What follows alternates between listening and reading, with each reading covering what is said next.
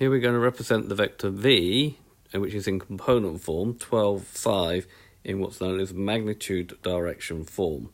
So if we draw a diagram, if we start from a point, this is the vector, starts here, it goes 12 along in the horizontal direction and 5 along in the vertical direction.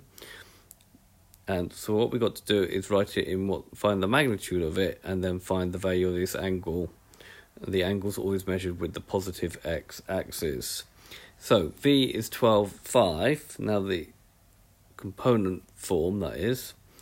So finding the magnitude. So the magnitude is a little bit what is this length here. So we can just use Pythagoras' theorem. So it's the square root of 12 squared plus 5 squared, which gives you the square root of 169, which is 13. Now to find the angle, we can use a little bit of trigonometry. So we can use tan to the minus 1 of 5 over 12, opposite over adjacent, which is tan. So the direction will be, theta will be tan to the minus 1 of 5 over 12, which is going to give me 22.6 degrees.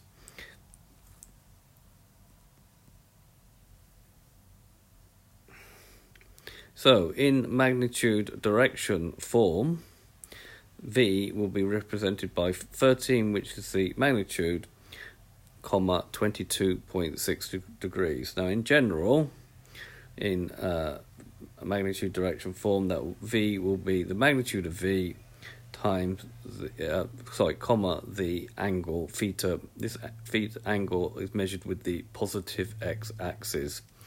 Okay, this has been a video to show you how to convert a vector which is written in component form into what's known as magnitude direction form.